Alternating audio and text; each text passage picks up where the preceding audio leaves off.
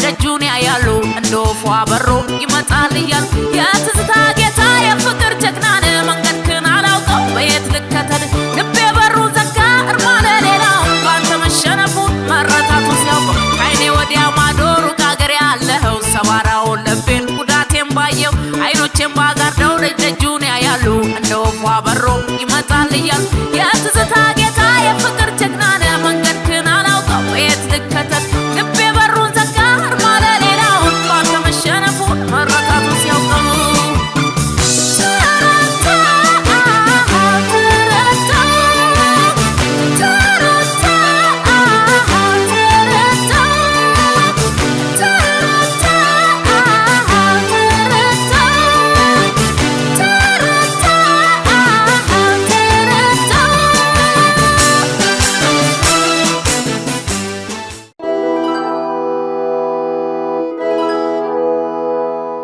ሰላም ጤና ይስጥልን እያልን ከዚህ ከጣሊያን ሮም ፕሮግራማችንን ለማስተላለፍ እዚህ ተገኝተናል። በጣም የምትወዷትና በሙዚቃ ስራዎቿ በዘጠናዎቹ ተብላ የምትጠራው አርቲስት ትግስት በቀለን አግኝተናታል።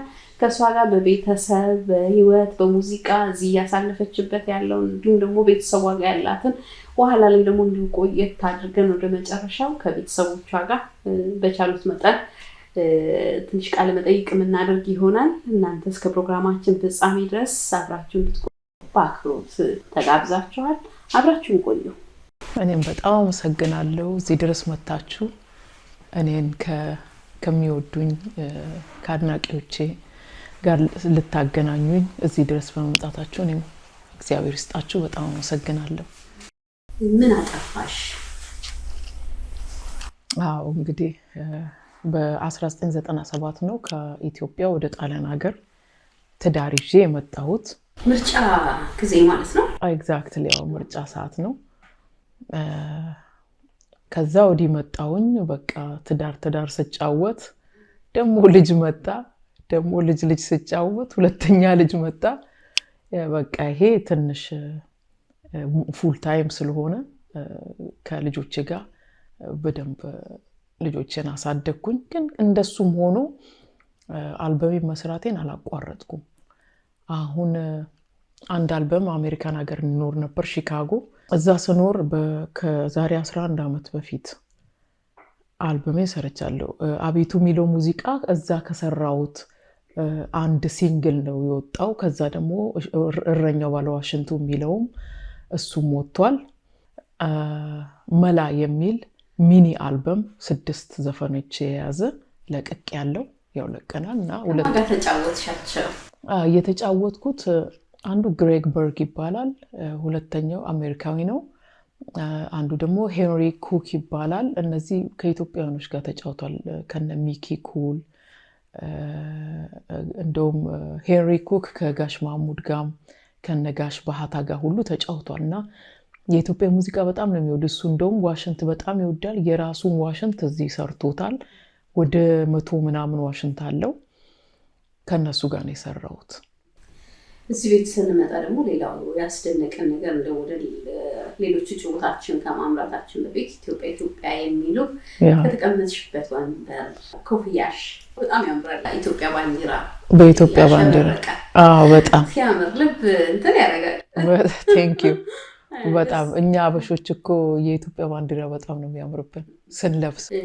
እንደው እዚህ በነበርሽባቸው ጊዜያት ውስጥ ወደ 20 አመት የተጠቃሽ ነው? 18 አመት ወደ 18 አመት ነውና አቀባበሉ ምን ይመስላል? ኢትዮጵያዊ እዚህ ያለው ጣሊያናዊ? በቃ ኢትዮጵያኖች በሄርኩበት ሁሉ ኢትዮጵያኖች ፍቅር ናቸው። በተለይ አውደ አመቱ በሚለው ዘፈኔው ሁሉ ጊዜ በቃ ምን ነው ጠፋሽ እዚህም ይጨቀጭቁኛል። እና አሁን ግን በቃ ከቤት አልወጣም። እኔ ነገሩ ኢትዮጵያም ስኖር እንዲ ካፌ ጋር ምናምን መሄድ አይነት ከቤት አልወጣም። በጣም ምንድነው የሚባለው ቤት ወዳድ ነኝ በጣም። እና ሙዚቃዬን አዳምጣለሁ። ብዙ እንደዚህ ዞር ማለት ስራ ከሌለኝ በስተቀር አልወጣም።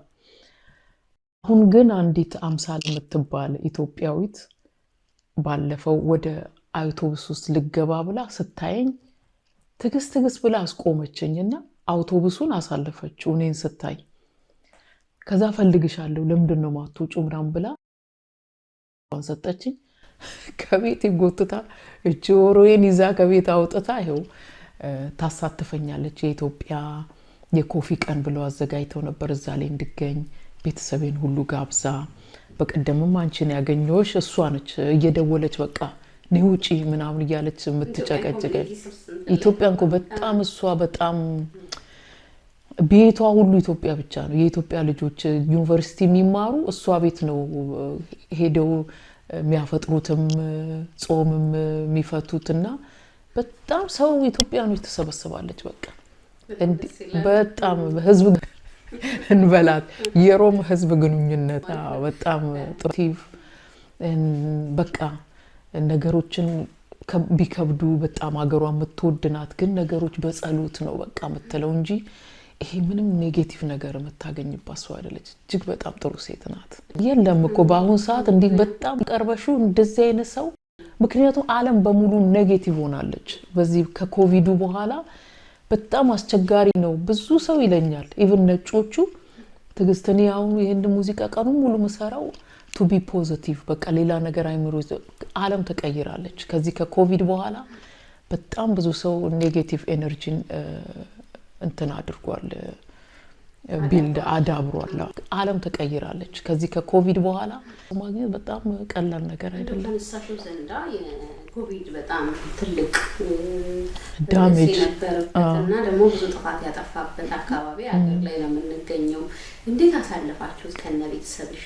በቃ ቤት ውስጥ በጣም ፊልም ነው የሚመስለኝ። እኔ እስካሁን ሳስበው ፊልም ነው የሚመስለኝ። እንዲሆነ ፊልም እየሰራን እንጂ የእውነት ዓለም በዚህ መንገር ትቀየራለች ብዬ አላሰብኩም ነበር። እና በጣም ያስፈራው ነገር ምን ነበረ? ሁሌ ማታ ማታ በቀን ከሺህ ሰው በላይ የሚሞተውና እነሱን ደግሞ ሊቀብር የሚመጣ ይሄ የወታደር መኪና ሳይ አለቅስ ነበር። በጣም ብያ እየጮኩበት ያለቀስኩበት ጊዜ አለና ልጆቼ ሮጠው መጥተው ማማ አታስደንግጭን እንጂ እንዴ ምንድነው ምና በቃ እኔ እዚህ እነዚህ ያደጉ ሀገሮች ይሁሉ እስከሞታ በቃ የሀገሬ ጉዳይ ያሳስበኝ ነበር። ግን እግዚአብሔር ግን መልካም ነው። የእውነት እንደዛ እንዳሰብነው አይደለም። ኢትዮጵያ እንደው ምንም እንኳን ታዋቂ ሰዎች ብዙ ማናት ብናጣም ጥሩ ሰዎች ለኢትዮጵያ ብዙ ጥሩ ነገር ያበረከቱ ሰዎች ብናጣም ግን በዛን መጠን እንዳለብን ድህነት እንደ ታዳጊ ሀገር መሆናችን ብዙ ዳሜጅ አላደረሰም እኛ ጋር። በምን ሁኔታ ነበር ታሳልፉት የነበረው? እንግዲህ የተለያየ ነገር ነበር። ጣሊያን እንደው ብዙ ህዝብ አለቀ፣ ህዝብ አልተረፈም የሚል ዜና ነበር እኛ ጋር ሲነገር የነበረው። ምናየው ቴሌቪዥን ላይ በጣም ናቸው የሞቱት ዓለምን አለን የሚባሉ እንግዲህ ሽማግሌ ያሳጣን ይባላል አይደል? በጣም ግን ብዙ ማማከር ማገር መምራት የሚችሉ አባቶች ብዙ እናቶችም አተናል። እናንተ በምን ታሳልፉት ነበር? እዚህ እንደው በተለየ ሁኔታ እኔ ልጆቼ ሙዚቀኞች ናቸው።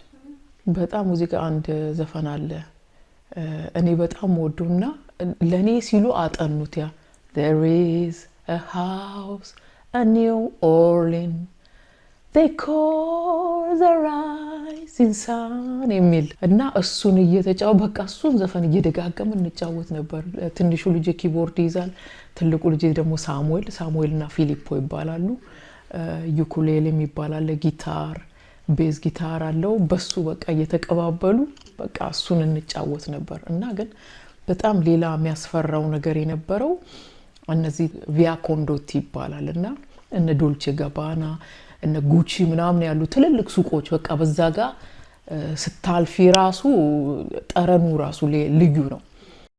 እና እዛ ቦታ ላይ እነ ሚዳቆ ምናምን ነበሩ በዛ ሰዓት። ሚዳቆ በመስታወት ፊቷን እያየች በሱቆቹ አካባቢ እንደገና ደግሞ ከውሃ ውስጥ ወጥተው እነዚህ ዳክዎች ምናምን ከተማውን ሞልተውት ነበር። የሰው ልጅ ቤት ሲገባ እነሱ በቃ ዚብራ ክሮስ ላይ ምናምን ታታ እያሉ ዚብራ ክሮስን ሲያቋርጡ ምናምን በቃ ታምር ነው የሆነብኝ። እኔ እውነት የእግዚአብሔር ቁጣ ነው የመሰለኝ።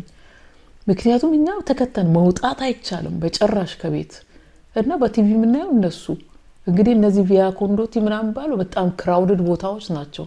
እዛ ቦታ ላይ ምክንያቱም አንድ ከዚህ ከጪሱ ከመኪና ጪስ ምናምን ጸዳ አገሩ። ስለዚህ በቃ እነሱ እንደፈለጉ መንፈላሰስ ጀመሩ ማለት ነው። መልካም እንግዲህ እስኪ ደግሞ እንመለሳለን የነበረውን ሂደት ምን ይመስላል በሚለው ወደ ሌሎች ጉዳዮች እናምራና ልጅነትን እናንሳ። ትዕግስት ማንናት የሚለው አሁን የመጣው ትውልድ ትንሽ ጠፋ ብለሽበት ወይም ደግሞ አለማወቅም ይኖራልና እስኪ ትውልድ መንደርሽን እናንሳ። የት አካባቢ ነው የተወለድሽ? አስኮ አካባቢ ነው ተወልጄ ያደግኩት። የተማርኩት ኤሌመንተሪ ፊታውራሪ ሀብተ ጊዮርጊስ፣ ሃይ ስኩል ደግሞ መድኃኔዓለም ትምህርት ቤት የተማርኩት። ከዛ በኋላ ደግሞ ወደ ያሬድ ሙዚቃ ትምህርት ቤት ገብቼ በፒያኖ በክራር ተመርቄያለሁ። እንዴት ወደ ሙዚቃው መጣው? እኔ ያው በጣም ዘፈን ወዳለሁ። ቤት በኩል መንገዱ እንደሚወጣና ዘፋኝ እንደሚኮን ግን አላቅም። ስለዚህ ያሬድ ሙዚቃ ትምህርት ቤት ሄድኩኝ። ሄጄ መጀመሪያውን ኮርስ ስፈተን አለፍኩ። ገባው። እንደገና የ6 ሳምንት ኮርስ ነበር። እሱን በጣም ትምህርት ቤቱ ያምራል። ያሬድ ሙዚቃ ትምህርት ቤት መስታወት ነው ምናምን እና በጣም ደስ አለኝ። በቃ ግቢውን በጣም ወደድኩት። በዛ ላይ ደግሞ የሙዚቃ ድምጽ ምናምን ስሰማ ነው እዚህ ትምህርት ቤትማ መማር አለብኝ አልኩኝ። ከዛ እየተማርኩኝ በ83 ዓመተ ምህረት ከኦሪየንቴሽን አልፌ አንደኛ ዓመት ተማሪ ነበርኩ። ያው ፒያኖዬን እያጠናሁኝ ኢህአዴግ ገባ። ያሬድ ሙዚቃ ትምህርት ቤት ደግሞ ሲቪሊያንስ እና ሚሊተሪ ተዋህደ የምንማረው እና ከፖሊስ አለ ሁሉም መጥተው ይማራሉ። እና ልክ መንግስቱ ኃይለማርያም ሲወጣ ስብሰባ ተደረገና እኛ መማር አልቻልንም፣ አለቃችን የለም ከሀገር ወጥቷል ምናምን ሲሉ ትምህርት ቤት ይዘጋ ተባለ።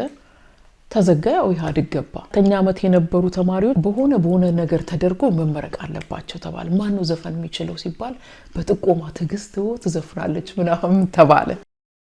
ከዛ በያጥኝ እንግዲህ ታስታውሺ እንደሆነ ከሚያዝ አካባቢ ተዘጋ። ያው ግርግር ምናምን ስለነበረ ከዛ የተከፈተው ወደ ጥቅምት ላይ ነው ምናምን ተከፈተ። ከዛ ይመረቁ እንደምንም ተብሎ ሲመረቁ እኔ ብሔራዊ ቲያትር ነበር ምርቃት የነበረውና የአስቴርን እሽሩ ኦሮሮ እሽሩ ሚለውን እሱን ዘፈነን እሽሩ ኦሮሮ እሽሩ ኦሮሮ ተወኝ እሽሩሩ ተዛብቷል ገላዬ ወረድ ከጀርባዬ ከጫንቃዬ ላይ ካይምሮዬ ላይ አልቻለም ገላዬ ይሄንንና አንደም ተማምኜ ማፈቀርኩት እንደ ነፍሴ እየሰሰትኩ ሚለውን እነዚህ ሁለቱን ዘፈንኩኝና ሌሎችም ዘፋኞች እንደዚሁ እንግሊዘኛ ምናምን ዘፍነው ተመረቁ ማለት ነው። እነዛ ተማሪዎች የነሳርግ ብሔራዊ ቲያትር ያዩን ነበር ሙዚቀኞች። በወቅቱ የነበሩ ሙዚቀኞች እነ ሰለሞን አባተ፣ ዘየደ ተምትሜ፣ ታምሬ ቸሬ፣ ጋሽመራይ ስጦት እና የእዝራ ኦርኬስትራ ያዩን ነበርና በቃ እንትን ማድረግ ጀመሩ። በጭራሽ ትዕይንት ላይ መታ መስፈን አለባት። እንግዲህ በ83 ለምርቃት ዘፈንኩኝ። በ84 ብሔራዊ ቲያትር ቀጠረኝ ላይ ለ84 ዋዜማ እንትን ላይ ዘፈንኩ። የአዲስ ዓመት ዋዜማ ብሔራዊ ቲያትር ላይ የአስቴርን ሰበቡ እንደገና ደግሞ እዮሃ አበባዬ መስከረም ጠባዬ መስከረም ሲጠባ ወደ ሀገሬ ልግባ ወደ ሀገሬ ልግባ ወደ ሀገሬ ልግባ ወደ ሀገሬ ልግባ ልግባ ወደ ሀገሬ ልግባ አበባዬዎች ለምለም ባለንጀሮቼ እያልሽ ተጨርሻለሽ። በጣም ቆንጆ ነው። ድምጽሽ እንዳለ ነው። በጣም የገረመኝ ረጅም ዘመን ነው። አሁን ከሙዚቃ ሰሪያለሽ ለነገሩ አላቆምሽም። ኮቪድ ላይ እንኳን ልጆቼን ይዤ እየሰራሁ ነው እያልሽኝ ነውና በጣም የሚያምር ደስ የሚል ጣዕም ያለው ለዛ ያለው ድምጽሽ ይደረሳል። በነገራችን ላይ አስቴር አወቀን አገኘሻት? እንደው ምን አለችሽ? የሷን መድረስ ሙዚቃ ስትጫወች ያየችበት አጋጣሚ አለ? ኢትዮጵያ ለሁለተኛ ጊዜ ስመጣ ሸራተን ነበር የተቀመጠችውና ኮንሰርት ሰርታ ነበር አዎ እሷ ከአሜሪካ ከመምጣቷ በፊት እኔ ነበርኩኝ ሪሄርሳል ማሰራው የነበረው ወደ 15 ቀን በላይ እኔ አስጠናላት ነበር እየሄድኩና አይታኝ ቆንጆ ነው በጣም እንዴት ቻልሽው ምናምን ትለኝ ነበርና እኔ እኮ የራሴን ድምጽ መሰማ መሰለኝ ሁሉ ብላኛለች እና በኋላ ደግሞ የራሴን ተረታው ነው አውጥቼ ሲያትል ኳሱ ላይ ተገናኘን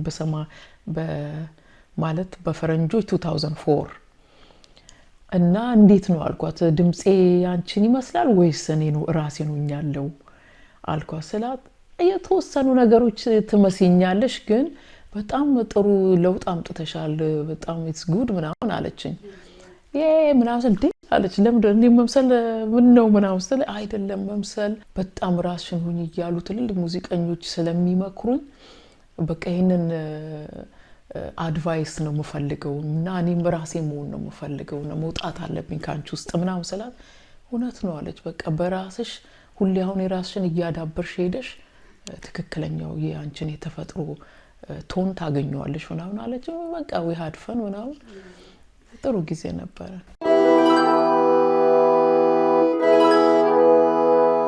ኢትዮጵያ ውስጥ ልቁ ነገር ልጅነት ውስጥ የሚጻፉ ጽሁፎች አድገው ማንነት ውስጥ ይገኛሉ ይባላልና እንዴት ነበር ልጅነታችን እንግዲህ እኛ በጣም ብዙ ነን ቤተሰብ 12 ልጅ ነን እና ብዙ እኔ 7ኛ ልጅ ነኝ እና ብዙ ጊዜ ግን ከቤት አንወጣም ነበር ያው ስልሽ በተለይ ሴቶቹ ከቤት አንወጣም ነበር ይሄ እንትን አበባዮሽ ምናምን ዘፍኛ አላቅ ውጪ ፈቀደ በሚቆጨኝ ነገር በቃ አሁን ራሱ ምን እንደሚናፍቀኝ ታውቂያለሽ እንዳስቂብኝ አበባዮሽ መጫወት እና እጄን እንሶስላ መሞቅ ሽታው ራሱ ትዝ ይለኛል እና ደስ ይለኛል በጣም አሁንም ሾሽላ ፊና ምናምን እንዴት እንደምወድ አጠይቅኝ ቀይጅ በጣም እኮ ደስ የሚለው ጫወቻቸው የነበሩ ጫወታዎች አሉ ወይ ለምሳሌ አሁን አበባዮሽን አነሳሽ ሴቶች በአብዛኛው እግር ኳስ አይፈቀድም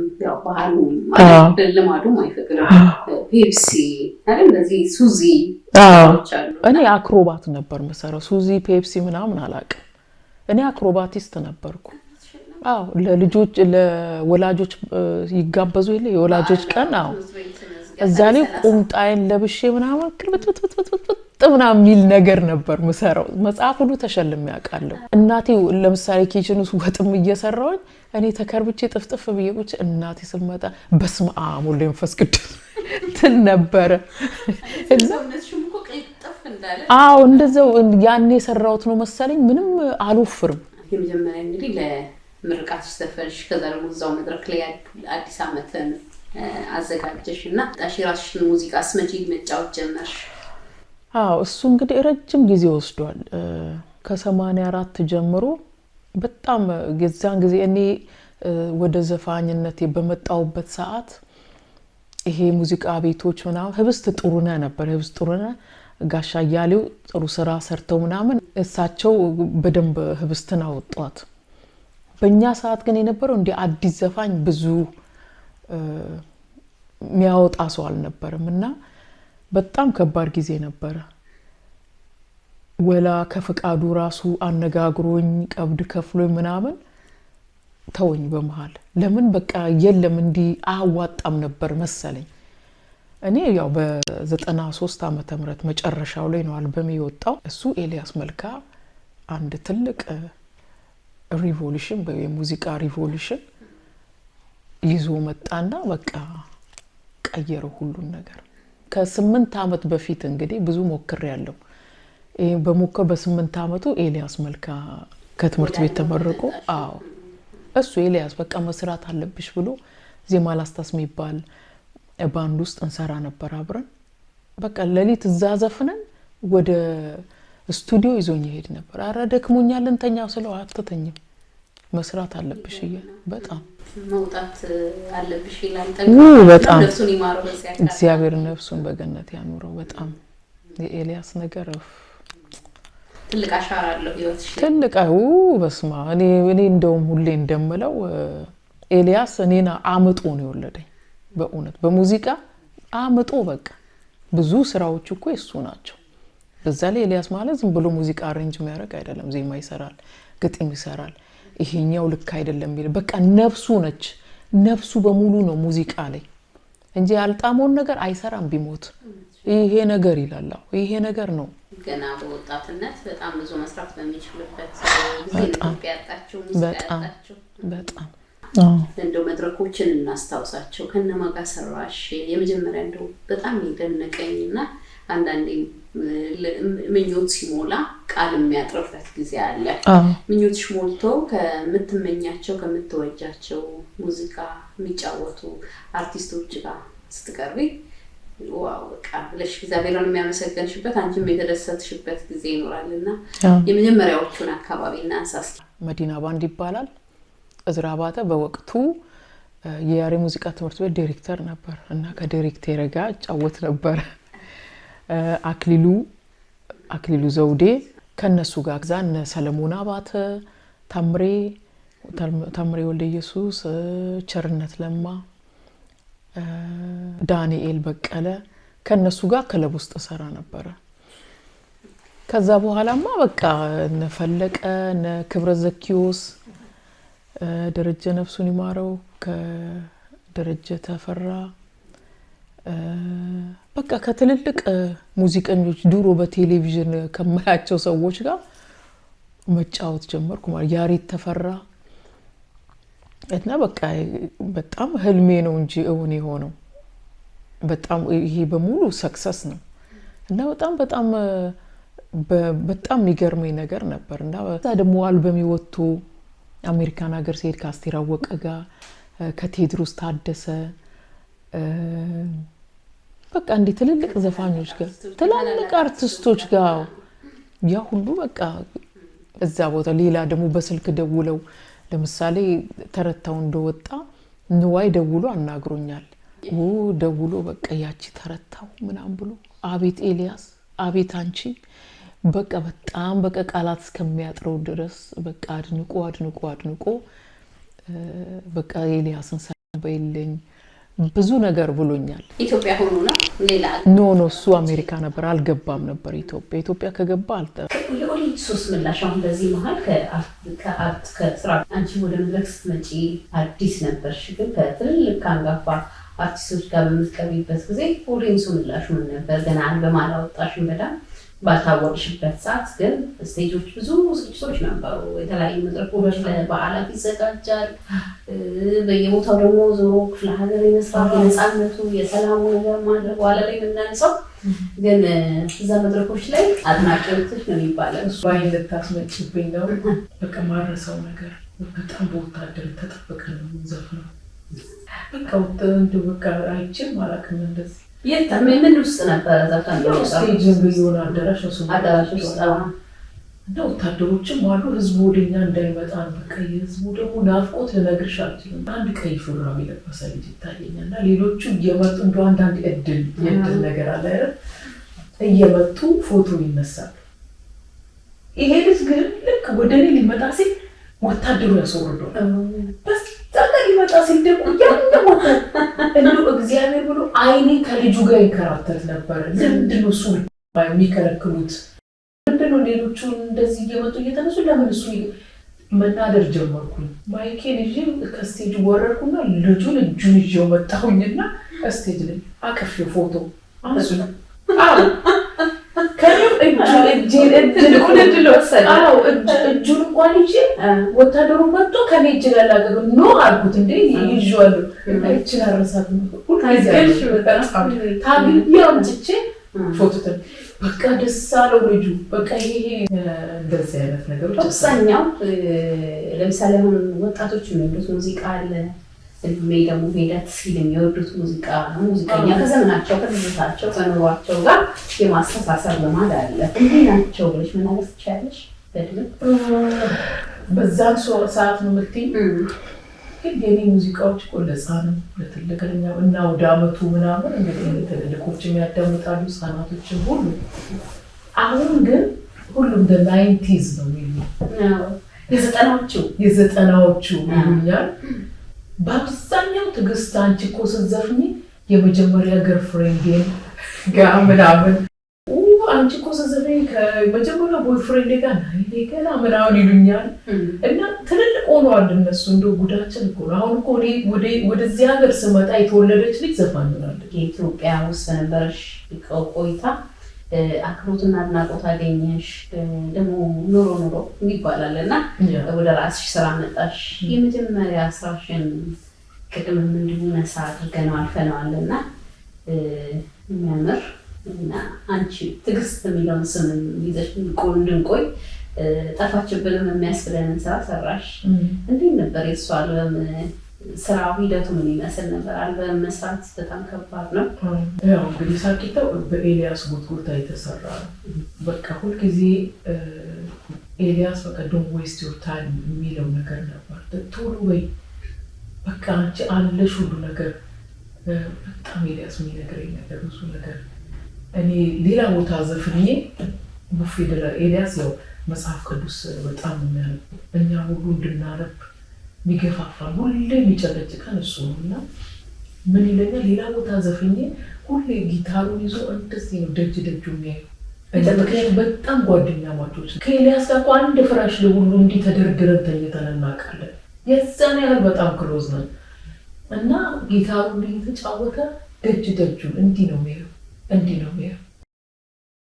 እና አለኝ ከአንቺ ስትገቢ በቃ ልቤ ደስ ይለዋል እና ኤልያስ ሁሉ ጊዜ ያው የሚለኝ እንዳልሽው በሱ ጉትገታ ከቡፌ ሰርተን ይዞ ጃኬቱን ሰጥቶኝ እኔ በርደኛል ወደ ቤት ሄጄ ልተኛ ሰው አይሆንም አተኝም ጃኬቱን ሰጥቶ በአጥር ዘለን ሁሉ የምንገባበት ጊዜ ነበር። ስቱዲዮ ዘበኛ አልከፍትም እያለ ዘበኛው ከሌሊቱ 8 ሰዓት ምናምን ስትሄድ ያው በቃ እንዲህ እያጨናነቀኝ በቃ የመጀመሪያ ከፍ ባለው ሰማይ ከዋክብት አለበት በጠቆረው ሌሊት ቀን በጨለመበት የሚለውን ስንሰራ በቃ አንድ እሱን መጀመሪያ ስንሰራ በቃ ደስ አለኝ እና የሚመጡ እዛ ሙዚቃ ሊሰሩ የሚመጡ ሰዎች ሲሰሙ ዋው ትዕግስት ይቻል ለሁለተኛ ስራ መሯሯጥ ጀመርኳ። ያኔ እንዲህ ነው እንዲህ አልኩኝ። በቃ ቶሎ ሌሎች ያስቀመጥኳቸውና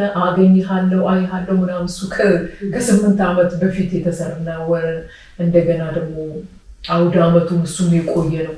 ቶሎ እያመጣሁ በቃ ክለብ አምጥቼ አውደ ዓመቱ የሚለው ስል ቤዙን እየሰረደ እያለ በቃሉ ቶሎ ስቱዲዮ እንዲለኝ በቃሉ እየዘፈነ ነበረ። የእሱ ዜማዎቹን ነው አንቺ ታዘጋጀው የነበረው ወይስ ሰርተሽ? እነዚህ እንግዲህ በፊት አልበም እሰራለሁ ብዬ ከፍቃዱ ጋር ተነጋግረን ስለነበር ያስቀመጠች አይሃለው አውደ ዓመቱ ወዲያ ገረገራ የሚለው ደግሞ ጋሽ አስራት አለልኝ ሰጥቶኝ ብሔራዊ ቲያትር ተጫውቼዋለሁ። እንደው ብጠፋም አለሁ እያልሽ ነው እና ሳቂታው አልበም እንዴት እንደተሰራ እየተጫወትን ነው የምንገኘው። የነፍስ ይማረው የተወዳጁ አርቲስት የእሱ እጅና ጥረት ነው ዛሬ እዚህ ጋር ለቆምኩበት ለደረስኩበት የበቃሁት ብለሽናልና እንደው ሳቂታ ውስጥ በጣም ቆንጆ ሙዚቃዎች አሉ። ትዕግስት የተጻፈችበትና የታወቀችበት ዘመን ነው።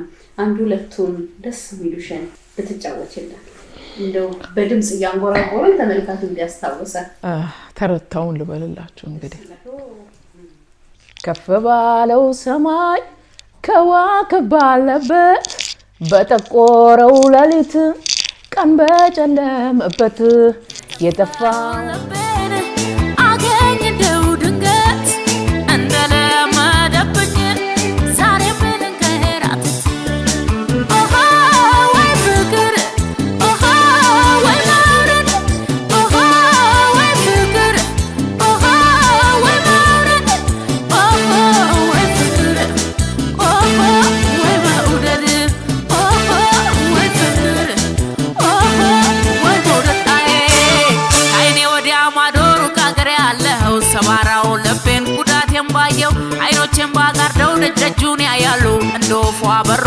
ይመጣል እያሉ የትዝታ ጌታ የፍቅር ጀግናን መንገድክን አላውቀው በየት ልከተል ልቤ በሩ ዘጋ እርማለ ሌላው ባንተ መሸነፉን መረታቱ ሲያውቀው አይኔ ወዲያ ማዶሩ ካገር ያለው ሰባራው ልቤን ጉዳቴን ባየው አይኖቼን ባጋርደው ደጁን ያያሉ እንደ ወፏ በሮ ይመጣል እያሉ የትዝታ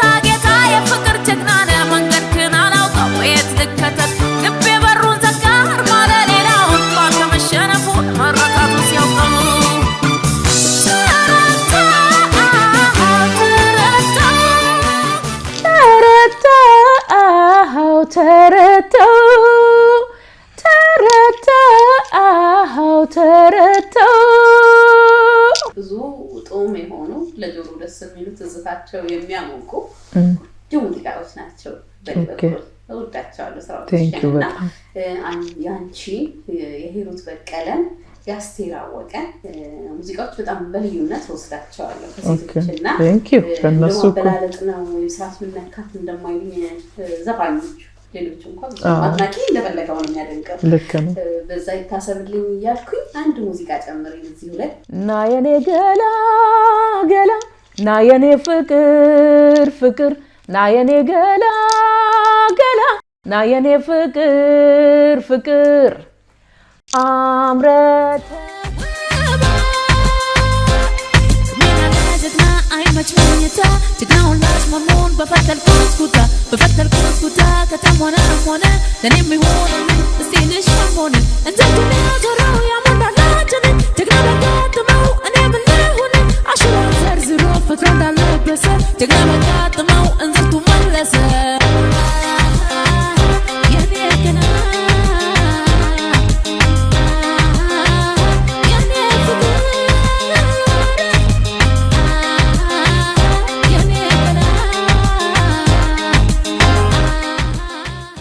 ያኔ ፍቅር አንዳንድ ሰው የተወሰነ ሙዚቃ ከሰራ በኋላ ደግሞ ያንን ለማለት ሲቸገር ይታያልና ያው ከስራው ትንሽ ራቅም ብያለሁ በጣም ገባያሽ ነሽና ምንድነው ሚስጥሩ? እኔ እንጃ። እኔ ግን የተቀየረ መስሎኛል። ሰሞኑን ፕራክቲስ ሪሄርሳል አላደረኩም። በርግጥ ግን ያው ውስጥ ያለው ነው ሙዚቃ ውስጥ ጆሮ እንታ ልብሽ ውስጥ ያለው ነው መሰሪው። እኔ ኢሚቴት ካረኩ እንኳን የራሴን ዘፈን የሰዎችንም ሳረግ ግዴታ መምሰል አለበት የምል አይነት ሰው ነኝና በርግጥ ምናልባት ሮንግ ሊሆን ይችላል። ምክንያቱም ሰው ሁሉ በራሱ በመሰለው በተረዳበት ነው መስራት ያለበት። ግን እኔ በቃ እንደዚህ ሌላ እዚህ ሙዚቃ በምትጫወችበት የመጀመሪያው አልበምሽ እንደወጣ ምላሽ አለ። የተለያዩ ነገሮች ይመጣሉና በመድረክ የሚያቀሽ ደግሞ ባለመን መጣሽና እንዴት ነበር አቀባበሉ? ላንቺስ ምን ሰጠሽ? እንደው የወለደውን ሲስሙለት የደገሰውን ሲበሉለት ሀገራዊ ብሂልም አለንና ለፍተሽ ወተሽ ወርደሽ ደግሞ እንካችሁ ባልሽ ጊዜ የመጣው ምላሽ ምን ነበር? እንግዲህ እውነት ነው ለፍተናል። እኔ ብቻ አይደለም ኤልያስ በጣም ብዙ የለፋ እና በጣም ከኔ በለጠ ይጨነቅ የነበረው ኤልያስ ነው። ትግስት እዚህ ቦታ ወሰጅና ስጪ እሱም ስልክ እየደወለ ትግስት እኮ አውጥታለች ፕሮሞት አርጓት እዚህ ቦታ እንዲያርጉ በጣም ከኔ በላይ ይጨነቅ የነበረ ኤልያስ መልካ ነው እና 15 ቀን ብቻ ነው የፈጀው ያ ሁሉ በ15 ልክ 15ኛው ቀን 120 ላይ ኢትዮጵያ ቴሌቪዥን ላይ ታየ እና በልክ ለ120 ካሴቱ በወጣ በ15ኛው ቀን 120 ላይ ታየ። ከዛ በኋላ በቃ ሚይዘው በጣም ከዳር እስከ ዳር በቃ እንተናለ እሱ ብቻ ተሰማ ማለት ነው።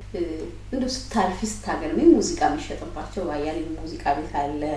ማሙር ሙዚቃ ቤት ነበር ፒያሳ ሁለቱ በጣም እኔ ማያቸው እና መርካቶ ደግሞ የአትሞስፌራል ይዘር ጎጀንበር እንዳስከደርሽ ድረስ ውጭ ላይ ነው ሙዚቃው ነው የሚሰማው የነበረ ያ ዘመን ይባላልና በጣም እንዴት ነበር ስሜቱ? እንደው ምላሹስ የሚደውል የሚያናግርሽ እሱ አይረሳኝም። በጣም በቃ ከየቦታው የስልኩ በቃ ስልክሽን አንዳንዴ ትዘጊያለሽ። ምክንያቱም ማታ ዘፍነሽ ቀን መተኛት ማረፍ አለብሽና ቀኑ ሙሉ ጭር እያለ በጣም ብዙ ሰው ይደውል ነበረ። ለስራም ለማድነቅም በጣም ክራውድ ነበረ የዛኔ በስልክም እና ከሁሉ ደግሞ ማረሳው በተለይ ወደ እናቴ ቤት ሲሄድ ተከራይቼ ነበር ለረጅም ጊዜ ቦሌ አካባቢ የምኖረው። ወደ እናቴ ቤት ሲሄድ እነዚህ ሉንችኖች አሉ አይደል ሰው እንዴት በመደዳ ሁሉም ሲሄድ የኔ ወይ ናየኔ ገላ ሚለውን ሰማሉ ወይ አውደ አመቱ ሚለው እና በቃ በሙሉ እሱን እየሰለ ትራንስፖርት ላይ በቃ አንቺ በቃው ትራንስፖርት ስልሽ እኔ አልባካለ አቁሽም አብረሽ ተሳፈረ ነው ተሳፈረ እኮ አይደለም እንዲሁ ሲያልፍ ለውንችኖች ወደ ሌላ ሀገር ሲሄዱ እና በቃ በሙሉ የሚያልፉት ሁሉ የኔን ዘፈን ቤትም ቁጭ ብለሽ ሰማያለሽ እኮ ኢትዮጵያ እኮ እንዴ ነው እዚህ እኮ የለም ነው ጸጥታውን አየሽ ያውም እኮ ሩም ነው ያለ ነው አየሽ ቤቱ እንዴት ጸጥ እንዳለ እኔ ምን እንደሚናፍቀኝ ታውቂያለሽ የቄሶች ዝማሬ እኔ ቅዱስ ገብርኤል አጠገቤ ነው አስኮ እና እሁድ በቃ አንዳንዴ ተኝተሽ ለሊት ካልተነሳሽ ይሄ ድጓ ማህሌቱ ምናምን የሆነ የሚያንዘፈዝፍ ነገር አለ በስማ በቃ እኔ ገብርኤል አንድ ነው አይደል የትም ሀገር ብትሄጂ ገብርኤል ነው ግን ያስኮ ገብርኤል ለይብኛል እኔ ካቡር አለ ግን ዛፍ ምናምን የለም እዛ እና ወይ በር ላይ ትቆሚያለሽ ወይ ውስጥ ትገቢያለሽ እንደገና የቤተ ክርስቲያኑ ማሰራር እንዳይደለም እንግዲህ ሙዚቃ ሲወጣ ብዙ ሰው የሚያስቅ ነገር ነግሮኛል አልበሙ መውጣቱ ነው ብር መደራደር የለም ደስ ካለው ሙዚቀኛው ይከፍለናል አለዛ ምናምን አንድ እንደውም ገጣሚ ዜማ ደራሲ ሲነግረኝ የሙዚቃ የሚከፈለው ክፍያ እንትን ሙዚቃው ሰተሽ ምናምን አብራለ ወሰድ ተብሎ ተደውሎ ይሰጥሽ ወይ 20 ብር 50 ብር ነው የሰጡት ጊዜ ያለ ለአንድ ዜማ በኋላ ላይ ነው 2000 3000 4000 ያለ ሄደው እና እንዴት ነበር ስምምነትሽ ስንት ብር አገኘሽ